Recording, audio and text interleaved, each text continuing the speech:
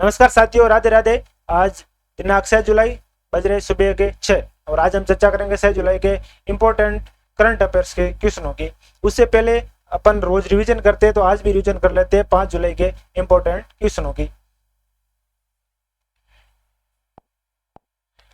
भारत की पहली police drone unit किस शहर में लॉन्च की गई? चेन्नई, तमिलनाडु। भारत की राष्ट्रीय क्रिकेट टीम की मुख्य स्पॉन्सर कंपनी कौन सी बन गई है? ड्रीम 11, पहले थी बायजूस। अंतर्राष्ट्रीय प्लास्टिक बैग मुक्त दिवस कब मनाया जाता है? तो 3 जुलाई। लग्जरी कार निर्माता कंपनी ऑडी एजी के नए सीईओ कौन बने? तो गर्नोट डोलनर। एशियाई मिश्रित युगल स्क्वैश टूर्नामेंट 2023 में किस भारतीय जोड़ी ने स्वर्ण पदक जीता? तो दीपिका पल्लिकल और हरिंद्रपाल सिंह संधू। दीपिका पल्लिकल कौन है? तो दिनेश कार्तिक की पत्नी। दिनेश कार्तिक कौन है आप पूछोगे? तो दिनेश कार्तिक है भारतीय क्रिकेटर। किसे प्रतिष्ठित पेन प्रिंटर पुरस्कार 2023 से सम्मानित किया था? माइकल रोसेन को। केरल के नए मुख्य सचिव चीफ सेक्रेटरी कौन बने? तो डॉक्टर वी वेणु।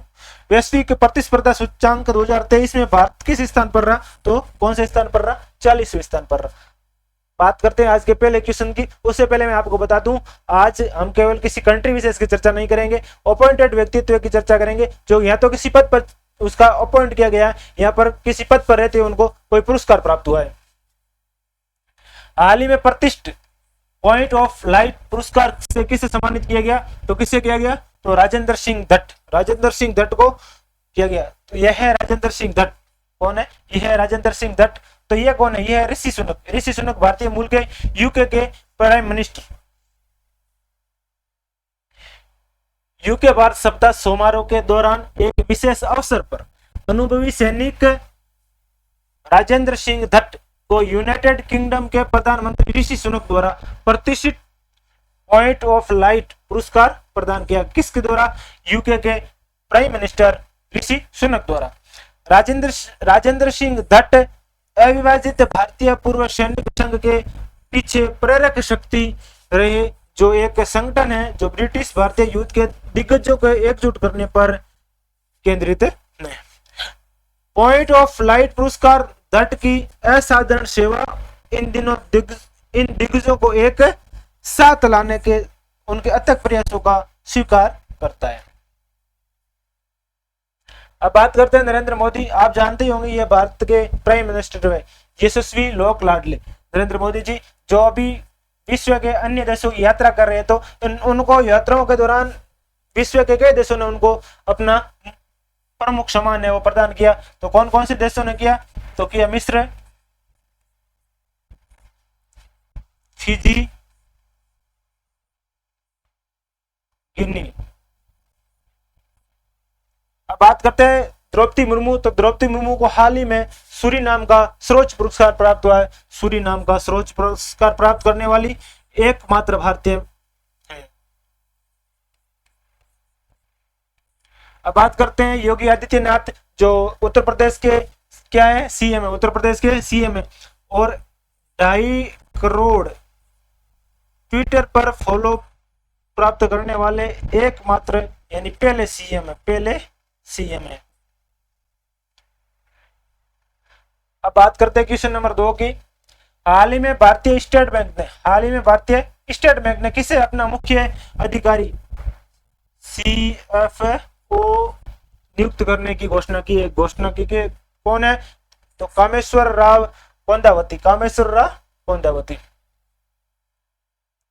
भारतीय स्टेट बैंक ने कामेश्वर राव कोंदावती को अपना मुख्य वित्तीय अधिकारी नियुक्त करने की घोषणा की है। कामेश्वर राव कोंदावती ने चरणजीत सुरेंद्र सिंह अत्रा का स्थान लिया। मतलब किसके स्थान पर नियुक्त किया जाएगा? तो चरणजीत सुरेंद्र सिंह अत्रा के स्थान पर इनको सीएफओ नियुक्त किया जाएगा। कामेश्वर राव कोंदावती वो 1991 से भारतीय स्टेट बैंक के साथ काम कर रहे हैं। कब से? 1991 से काम कर रहे हैं। उनके पास बैंकिंग, विदेशी मुद्रा, वित्त और लेखांकन के क्षेत्र में काफी अच्छा अनुभव है। बात कर लेते हैं एसबीआई। तो स्टेट बैंक ऑफ इंडिया स्थापना कब हुई? 1 जुलाई 1955 को। मुख्यालय कहाँ है? तो मुख्यालय मुंबई में। हेडक्वार्टर कहाँ है? मुंबई में। अब बात कर लेते हैं ऑप्शन से महत्वपूर्ण बनने वाले क्वेश्चन। अंशुलाकांत कौन है? तो अंशुलाकांत पहले एसबीआई की क्या थी? एसबीआई की एमडी थी, एसबीआई की एमडी थी। लेकिन प्रेजेंट टाइम में क्या है? तो प्रेजेंट टाइम में बैंकों का बैंक वर्ल्ड बैंक, बैंकों का बैंक वर्ल्ड बैंक की क्या है? सीपीओ है। बात करते हैं दिनेश कुमार खारा की। दिनेश खारा है एसबीआई के चेयरमैन, एसबीआई के क्या है? चेयरमैन, एसबीआई के चेयरमैन। बात करते हैं शक्तिकांत दास क्या है? तो वर्तमान में आरबीआई के गवर्नर जनरल है। क्या है? Governor general. और इनको पुरस्कार मिला बैंकर्स ऑफ द ईयर पुरस्कार से सम्मानित किया गया, बैंकर्स ऑफ द ईयर पुरस्कार से सम्मानित किया गया। बात करते हैं क्वेश्चन नंबर 3 की। हाल ही में राष्ट्रीय अनुसूचित जनजाति आयोग के अध्यक्ष पद से किसने इस्तीफा दिया है? तो किसने इस्तीफा दिया है? वो है हर्ष चौहान। कौन है? हर्ष चौहान। हर्ष चौहान ने अपना कार्यकाल पूरा होने से 8 महीने पहले राष्ट्रीय अनुसूचित जनजाति आयोग एनसीएसटी के अध्यक्ष पद से इस्तीफा दे दिया है। क्या है एनसीएसटी? तो राष्ट्रीय अनुसूचित जनजाति आयोग एक भारतीय संवैधानिक निकाय है जिसे संविधान अधिनियम 2003 के माध्यम से स्थापित किया गया। संविधान अधिनियम 2003 के माध्यम से इसको स्थापित किया था। यह एक संवैधानिक निकाय है जो अनुसूचित जनजातियों के अधिकारों, हितों और कल्याण की रक्षा करने और उनके विकास को बढ़ावा देने की दिशा में काम करता है। पैनल के अध्यक्ष और उपाध्यक्ष की नियुक्ति राष्ट्रपति द्वारा की जाती है। किसके द्वारा की जाती है? राष्ट्रपति द्वारा की जाती है। बात कर लेते हैं ऑप्शन की। तो ऑप्शन से बनने वाले महत्वपूर्ण सवाल। विजय सांपला क्या है? ये एससी के अध्यक्ष है।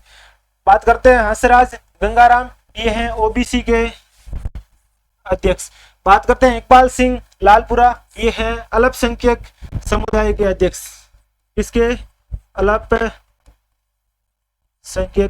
समुदाय के अध्यक्ष। बात करते हैं क्वेश्चन नंबर 4 की। संयुक्त राष्ट्र खाद्य एवं कृषि संगठन FAO के दूसरी बार महानिदेशक कौन बने? दूसरी बार महानिदेशक कौन बने? तो कौन बने?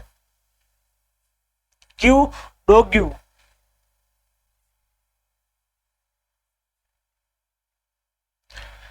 संगठन के 43वें सत्र के दौरान क्यू डोग्यू को खाद्य और कृषि संगठन FAO के महानिदेशक के रूप में फिर से चुना गया। क्यू डोग्यू ने पहली बार 2019 में पदभार संभाला। उनकी प्रारंभिक कार्यकाल 2023 में समाप्त होने वाला था, लेकिन उन्हें दूसरे कार्यकाल के लिए फिर से चुना गया। वह एक चीनी नागरिक है। कौन है? ये एक चीनी नागरिक है। वो तो आपको चेहरे से भी लग रहा होगा। FAO ये एक संयुक्त राष्ट्र की एक विशेष एजेंसी है। तो इसकी स्थापना हुई थी 16 अक्टूबर 1945 को और इसका मुख्यालय कहाँ है? मुख्यालय रोम, इटली में। अब बात कर लेते हैं एंटोनियो गुटेरेस। तो एंटोनियो गुटेरेस कौन है? तो ये है यूएनओ के अध्यक्ष। बात करते हैं गियानी इन्फेनिटो को। तो ये फीफा के अध्यक्ष है, फीफा के।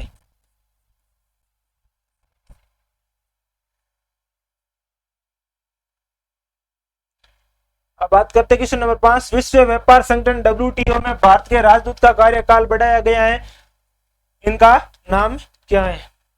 तो यह ब्रजेंद्र नवनीत। ब्रजेंद्र नवनीत जून 2020 में विश्व व्यापार संगठन WTO में भारत के राजदूत के रूप में पदभार ग्रहण किया। उनका कार्यकाल 28 जून 2023 कब 28 जून 2023 को समाप्त होने वाला था, लेकिन केंद्र सरकार ने उनका कार्यकाल 9 महीने के लिए और बढ़ा दिया। कितने महीनों के लिए? 9 महीनों के लिए और बढ़ा दिया। अब 31 मार्च 2024 तक पद पर बने रहेंगे। कब तक? 31 मार्च 2024 तक। वर्ल्ड ट्रेड ऑर्गेनाइजेशन यानी WTO का स्थापना हुई थी 1995 में और इसका मुख्यालय कहाँ है? तो मुख्यालय जेनेवा स्विट्जरलैंड। अध्यक्ष कौन है? तो नकोजी अक्कोजी कौन है इसके अध्यक्ष?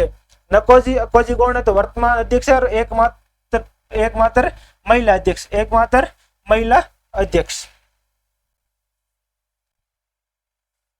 हाल ही में कोल इंडिया में अध्यक्ष और प्रबंध निदेशक के रूप में किसे नियुक्त किया गया? हाल ही में कोल इंडिया के अध्यक्ष और प्रबंध निदेशक के रूप में किसे नियुक्त किया गया? तो किसे नियुक्त किया गया? यह किया गया पीएम प्रसाद को नियुक्त किया गया। हाल ही में पीएम प्रसाद को कोल इंडिया लिमिटेड के अध्यक्ष और प्रबंध निदेशक के रूप में नियुक्त किया गया है। पीएम प्रसाद ने प्रमोद अग्रवाल का स्थान लिया। किसका स्थान लिया है? प्रमोद अग्रवाल का स्थान लिया है, जो कि 30 जून को सेवा से निवृत्त हुए थे। कब हुए थे? 30 जून को क्या हुए थे? सेवा से निवृत्त हुए थे। पीएम प्रसाद ने वित्तीय वर्ष 2022-23 में अपना उत्पादन लक्ष्यों को प्राप्त करने के लिए झारखंड स्थित कोल इंडिया, झारखंड कहां पर? झारखंड स्थित कोल इंडिया की सहायक कंपनी सीसीएल का सफलतापूर्वक नेतृत्व किया था। किसका नेतृत्व किया था सफलतापूर्वक? सीसीएल का। कोल इंडिया लिमिटेड क्या है? तो कोल इंडिया लिमिटेड एक कंपनी है जिसकी स्थापना कब हुई थी? 1975 में हुई थी। किस मंत्रालय के अंतर्गत आती है? ये किस मंत्रालय के अंतर्गत? कोयला मंत्रालय। किस मंत्रालय के अंतर्गत आती है? कोयला मंत्रालय के अंतर्गत आती है। बात कर लेते हैं ऑप्शन की, तो ऑप्शन बी अमरेंदु प्रकाश। अमरेंदु प्रकाश क्या है? तो ये है स्टील अथॉरिटी इंडिया लिमिटेड के सीईओ। बात करते हैं अजय भटनागर, ये है सीबीआई के विशेष, सीबीआई की क्या है? विशेष निदेशक।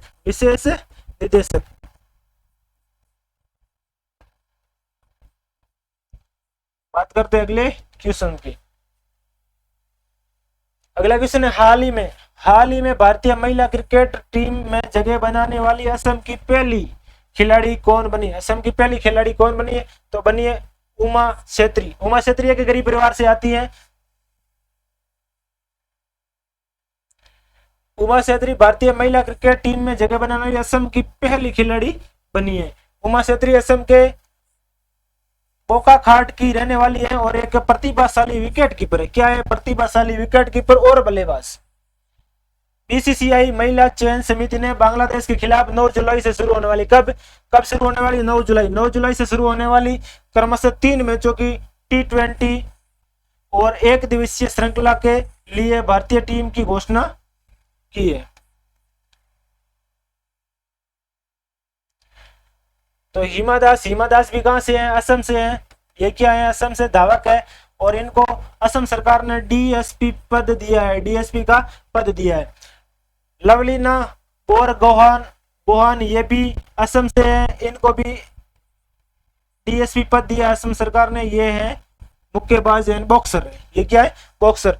मेरी कॉम है मणिपुर से। कहां से? मणिपुर से। और इनको हाल ही में एक पुरस्कार दिया है जो अब मैंने आपको कल पढ़ाया था, आपको कमेंट करके बताना आपको याद है या नहीं है। मेरी कॉम कहां से है? मणिपुर से। कहां से है? मणिपुर से है और ये भी एक बॉक्सर है। बात करते हैं क्वेश्चन नंबर 8। हाल ही में नवीं बार एसएएफएफ चैंपियनशिप किसने जीती? तो किसने जीती है? वो जीती है भारत ने। किसने जीती है? भारत ने।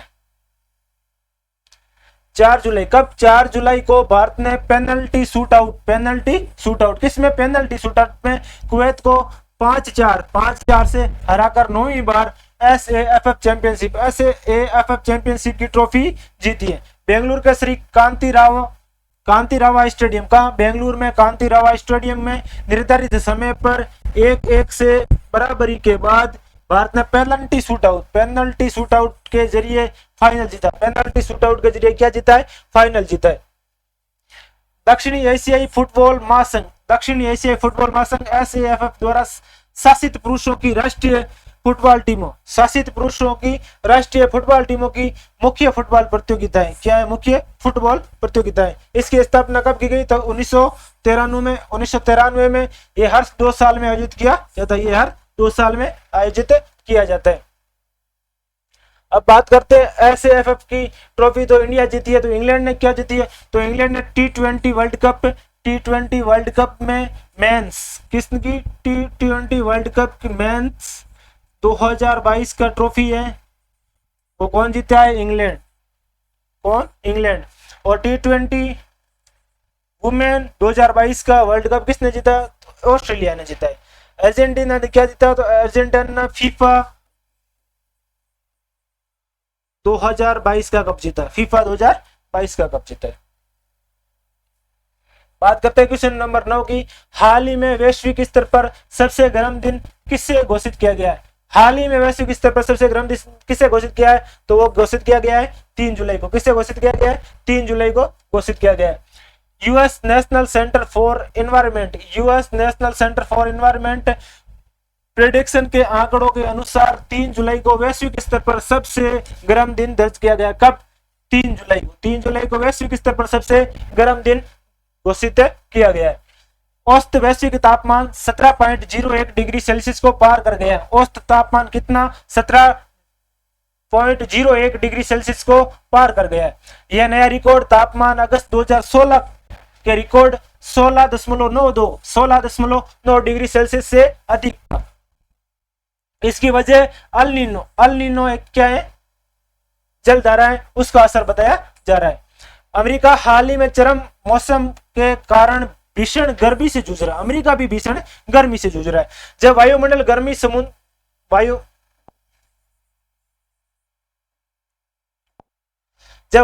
गर्म समुद्री हवाओं को रोक लेता है तो ताप गुबंद का निर्माण होता है। अल नीनो एक गर्म जल धारा है। हिट डोम ला नीना के प्रभाव के साथ मजबूत उच्च दबाव वाली वायुमंडलीय स्थितियों के परिणाम स्वरूप होता है अंटार्कटिका, जो इस समय सर्दियों के मौसम में असामान्य रूप से उच्च तापमान दर्ज किया गया। अंटार्कटिका जो इस समय सर्दियों के मौसम में, लेकिन वहां पर भी असामान्य रूप से उच्च तापमान दर्ज किया गया है। तो आपको एक मैंने कल क्वेश्चन दिया था, उस क्वेश्चन का आपको उत्तर बताना था। बहुत सारे साथियों ने कमेंट करके सही उत्तर बताया। तो कि हाल ही में किस राज्य सरकार द्वारा वन टैप वन ट्री अभियान की शुरुआत की गई? तो किस राज्य सरकार द्वारा? उत्तर प्रदेश द्वारा। और आज का क्वेश्चन है जिसका आंसर आपको कमेंट में देना है। जो सबसे पहले कमेंट में आंसर देगा उसका नाम कल लाइव क्लास में लिया जाएगा। तो कि हाल ही में किस राज्य में भारत का सबसे बड़ा नेचुरल आर्क खोजा गया? आपको उत्तर देना है। राजस्थान, ओडिशा, छत्तीसगढ़ या आंध्र प्रदेश, इनमें से कौन सा वो राज्य है जहां पर नेचुरल आर्क खोजा गया है? धन्यवाद। ये थी आज की करंट अफेयर क्लास।